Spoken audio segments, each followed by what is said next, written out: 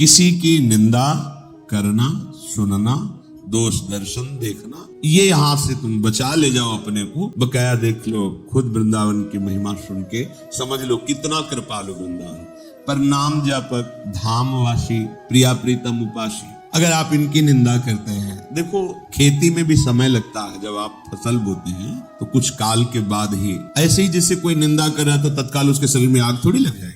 लग गई आग, उसके सुकृतों में आग लग गई, जो पुण्य है वो नष्ट हो गए। अब धीरे धीरे उसका पतन शुरू होगा, और जब वो निंदा का जो पाप फैलाएगा, फिर उसे कोई कौन देखता है किसको? वर्तमान को तो देखा, किसने गाली दी, लेकिन अब परिणाम जब आएगा, यहाँ भी मुकदमा चलता है तो 10 वर्ष लगता है। बड़ी सरकार, ऐसा ना समझो कि देखो उसने अवहेलना की, निंदा की, उसको कोई तत्काल आग लगनी चाहिए, ऐसा नहीं है। कानून है, व्यवस्था है, समय पर उसको उस अपराध का दंड भोगना होता है। ये बहुत बड़ा अपराध है वाणी का, जो दूसरों की निंदा कर। कुछ अल्पज्ञ लोग अज्ञान से घिरे हुए, जो अपने को परमार्थ से युक्त समझते हैं, वो अपने ही गुरु को सर्वत्र ना देख पाने के कारण वो अपने गुरु को एक सीमा में, एक शरीर में बांध लेते हैं, और संतों की उपासना की, भक्तों की, महापुरुषों की वो निंदा करते हैं। उनको ऐसा लगता है इससे हमारे गुरु प्रसन्न हो जाएंगे, क्योंकि हम अपने गुरु की बढ़ाई कर रहे हैं और सबकी निंदा कर रहे हैं।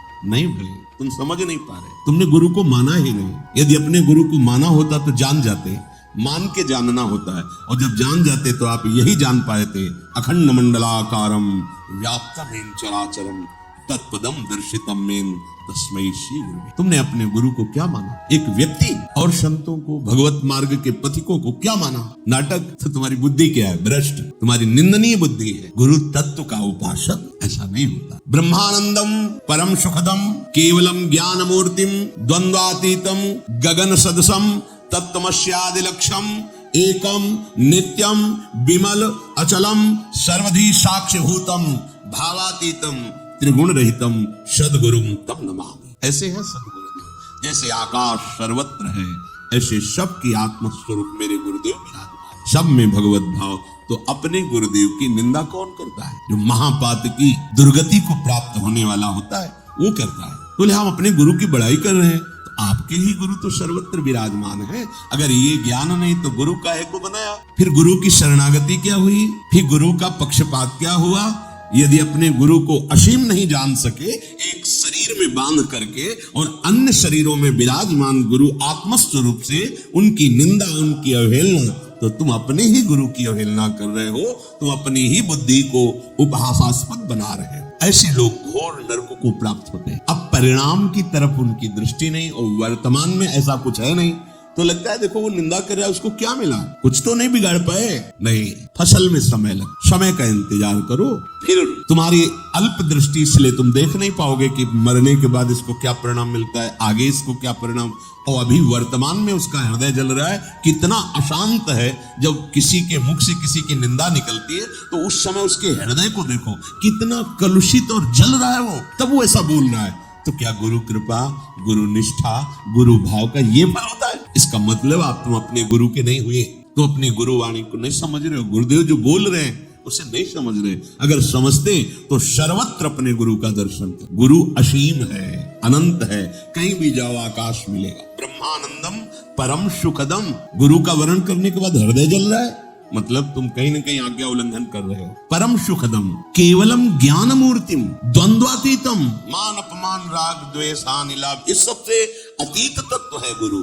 द्वंद्वातीतम गगन सदसम, वो आकाश के सदस्य सर्वत्र विराजमान है। तत्त्वमस्यादि लक्ष्यम, उस गुरु को जब पहचाना जाता है तो तत्त्वम असि, तुम्हारे हृदय में भी वही बैठा हुआ है। तुम्हारे हृदय तत्त्वम असि, वो आत्मस्वरूप गुरुदेव तुम्हारा भी आत्मा है। आत्मा हरिवंश प्रगट परमान एकम, वो एक, सर्वत्र एक है। नित्यम, वो अविनाशी है, वो विनाशी नहीं। हमारे गुरुदेव की महिमा जब हमारे हृदय में प्रकाशित होगी तो न जड़ दिखाई देगा, न चैतन्य दिखाई देगा, केवल गुरुदेव दिखाई देगा। सबे संत गुरुदेव हैं, व्यास ही या प्रतीत। प्रतीत माने विश्वास।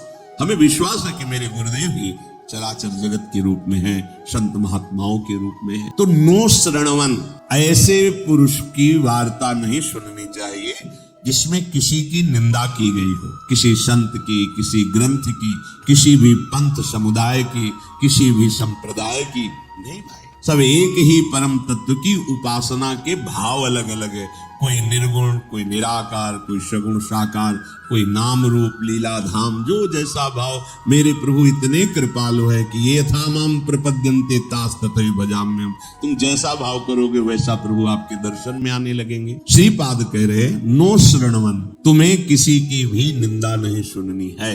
कान में अंगुली डाले हट जाए वहां, राधा राधा राधा राधा राधा। यदि ये स्वभाव बना रहा ना, हृदय की मात्सर्यता ईर्ष्या प्रबल होने पर, अच्छा बोला ठीक है वो ऐसा ही है, तो तुम्हारे परमार्थ या अंतःकरण में भगवत भाव ये नहीं। सच्ची अनुभव की बात, जब आप सिद्धांत से थोड़ा भी विलग होंगे तो चिंतन की धरा उतर जाती है। वो चिंतन नहीं होता जो आनंद प्रदान करने वाला।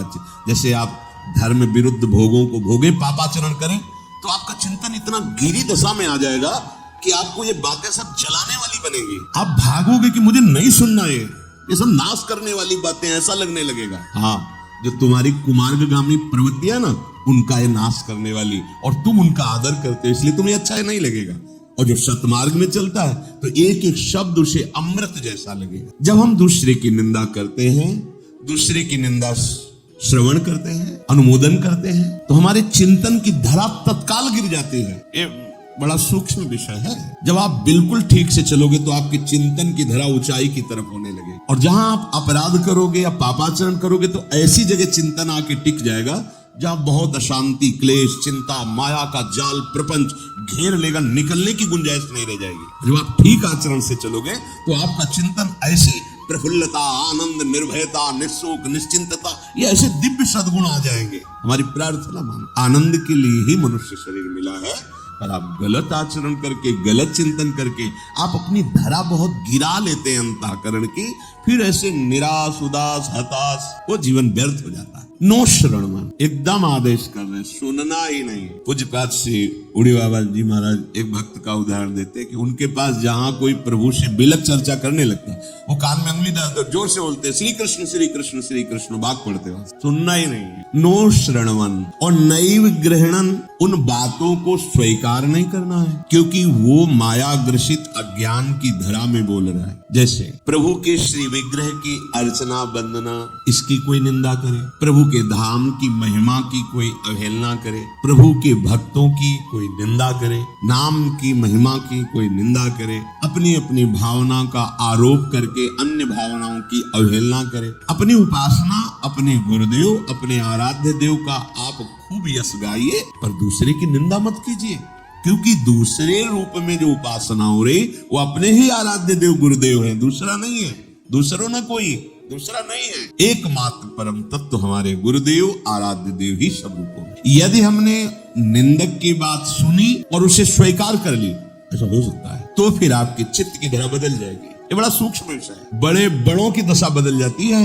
कैकेयी जी को जब मंथरा ने पहली बार उपदेश किया तो कैकेयी जी ने कहा, घर फूड़ी तेरी जबान काट लेंगी अगर दोबारा बोली। फिर जब दोबारा बोली तो ग्रहण कर, जब ग्रहण कर लिया तो फिर देखा क्या हुआ। ग्रहणन, जहां हृदय में तुमने वो बात स्वीकार की तो धरा बदल गई।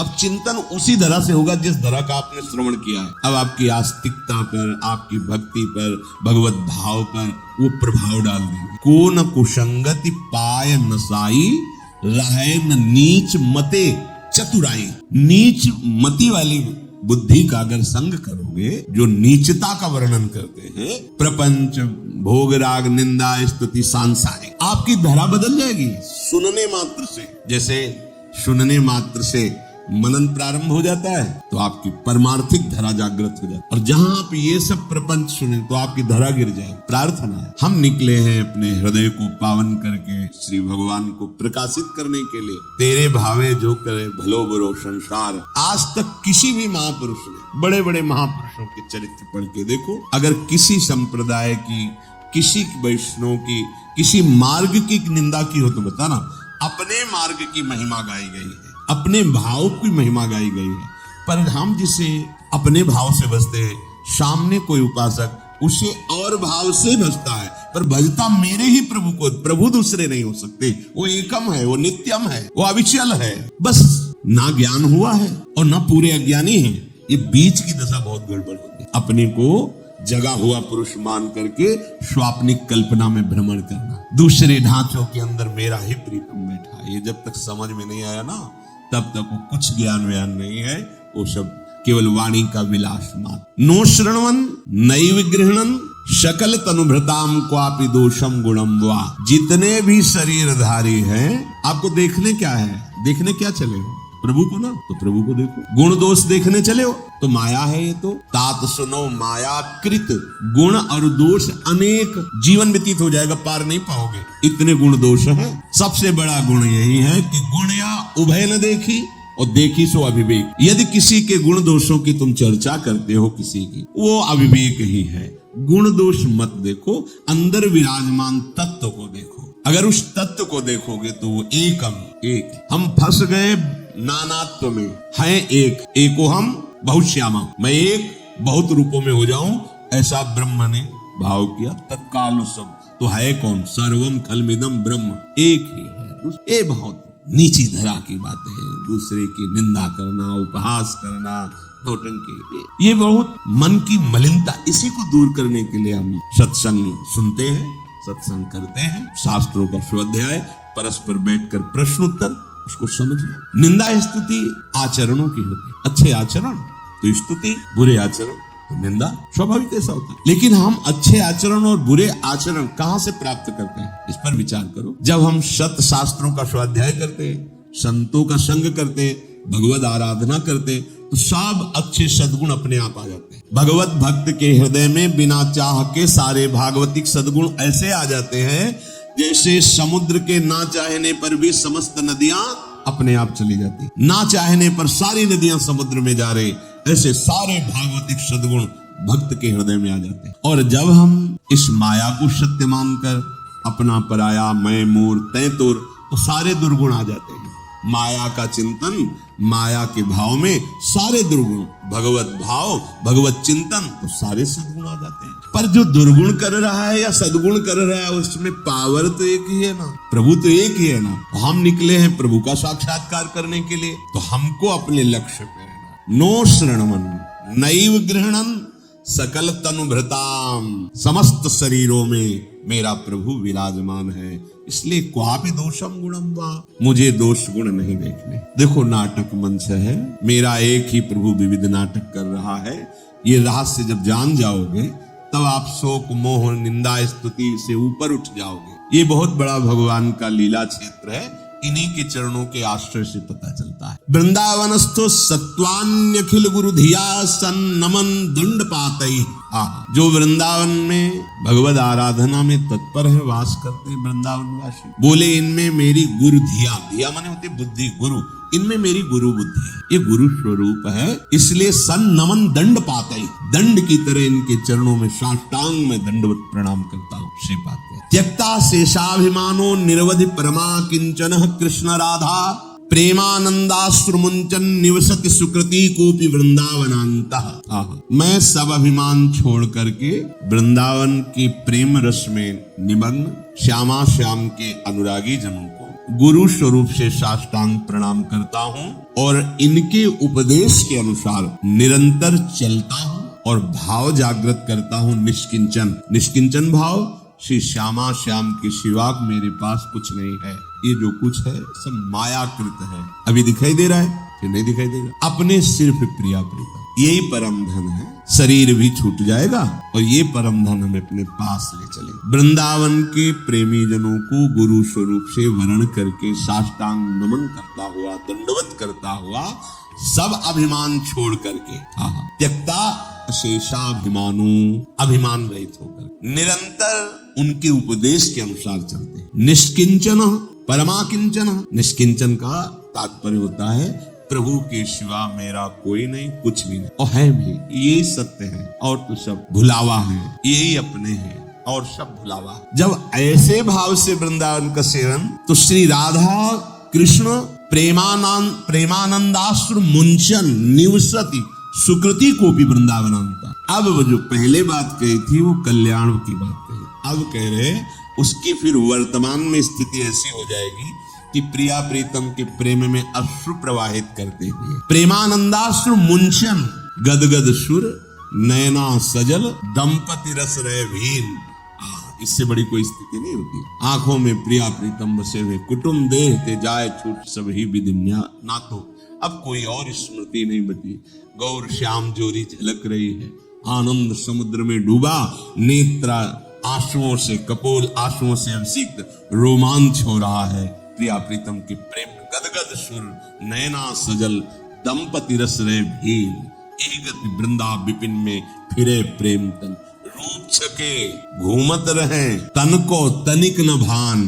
नारायण दृग जल बहे यह प्रेम पंचा कोपि वृंदावनांता। कोई बिरला भाग्यवान। पीछे का श्लोक और इस श्लोक में बहुत अंतर। एक बार वृंदावन किसी की प्रेरणा से आकर अपने में ग्लानि पैदा करते हुए अपने अशुभ आचरणों के प्रति किसी लता पता का आलिंगन प्रणाम कर लिया तो उसका अंतिम समय देहास्यांत देह के अंतिम स्थिति में वो चिंतन बन जाएगा जिससे उसे भगवत प्राप्त। ये धाम कृपा करेगा, परम कृपालु सर्व सामर्थ्यशाली श्री श्यामा श्याम। लेकिन ये बात जो है ये कुछ अलग। जब आप वृंदावन में रहे या कहीं भी रहे, वृंदावन का आश्रय लेकर प्रिया प्रीतम का किसी भी देहधारी की निंदा नहीं कर, निंदा नहीं सुननी। फिर संत और भक्तों भक्तन निंदा अति बुरी भूल करो जिन कोय किए सुकृत बहु जन्म के छिन में डारे खोए। अब आचरण ठीक नहीं, भोजन ठीक नहीं, निरंतर भजन नहीं तो बुद्धि मलिन है। अब मलिन बुद्धि में इन बातों को तुम समझ पाओगे? सत्संग की बातों तुम तो उपहास ही करोगे ना। देखो हमारी तुम्हारी तो बुद्धि बहुत छोटी है। दक्ष प्रजापति सृष्टि में बड़ा ऊंचा पद है, देवराजेंद्र से भी ऊंचा पद है प्रजापति पद। इससे बस आखिरी पद परमेष्ठी पद है। नारद जी को शाप दे दिया था भगवत भजन का उपदेश करने के कारण। जब उनके पुत्र भजन के लिए तो उन्होंने शाप दिया था कि तुम 2 घड़ी से ज्यादा कहीं टिक नहीं सकते। तो कहा 48 मिनट तो बहुत होते हैं। 48 मिनट जिसको हमारा संग मिल जाएगा उसे भगवत अनुराग। बड़े बड़े सिद्ध शिष्य हुए देवर्षि नारद। भगवती उमा भी नारद जी की शिष्य है और ये प्रहलाद जी ध्रुव जी बड़े बड़े महान। कुछ क्षण में हम बदल देंगे, इतना तो बहुत समय है। तो ऐसा नहीं कि भगवत भक्तों को सब लोग आदर से ही देखते हैं। अब बुद्धि जिस धरा की वही सोच रहे, ये नहीं सोच रहे हैं कि जीवन बहुत थोड़ा है और इसका परम लाभ क्या। अब ये परम लाभ सबकी समझ में आ जाएगा क्या? अगर ऐसी बात होती तो आदि गुरु भगवान शंकराचार्य जी करें शास्त्रों जन्म साधना के बाद मुमुक्षुता पैदा। तो आप कहोगे कि हमने तो शास्त्र जन्म नहीं किए, तो इसमें सिद्धांत लागू होता है। तात स्वर्ग अपवर्ग सुख धरी तुलायक अंग तूलनता सकल मिल जो सुख लव सत्संग। साधना और सत्संग का अंतर। हजारों जन्म की साधना के बाद जो मुमुक्षुता प्रकट होती है वो भगवत प्रेमी महात्मा के एक क्षण संग से प्रकट हो जाए। एक क्षण संग से बस आप स्वीकार तो करो। आखिरकार मरना ही है, सब छोड़ना ही है। तो हम ये नहीं कहते कि सन्यासी बन जाओ छोड़कर, सबके सामर्थ्य भी नहीं है ऐसी। धर्म पूर्वक विषयों का सेवन करते हुए, नाम जप करते हुए, दूसरों को सुख पहुंचाते हुए, क्या ऐसा आनंद में जीवन नहीं जिया जा सकता क्या? 24 घंटे में थोड़ा समय एकांत में भी दो, अपने जीवन के लिए व्यवहार में भी उतरो, समाज सेवा के लिए। कभी ऐसा कोई सिद्धांत मना नहीं किया गया। हाँ, अब एकदम गंदी बातों में तुम अपना समय लगाओगे तो ये सब बातें तुम्हें अच्छी नहीं लगेंगी और यही लगेगा कि ये अशांति है। देखो जब हमारी दृष्टि बदल जाती है तो परम शांति प्रदान करने वाला मार्ग अशांति युक्त लगता है और अशांति प्रदान करने वाला जो भोगों में रत बुद्धि है ये अशांत बुद्धि होती है। भोगों का त्याग करने वाला, त्यागा शांति अनंतरम, भोगों के त्याग से शांति होती है और उसको लग रहा है कि भोगों को छुड़ा रहा है इसलिए वो अशांत हो रहा है, जबकि भोगों को स्वीकार करने से अशांति होती। भगवान के वचन है, पर भगवान और भक्त को माने तब ना।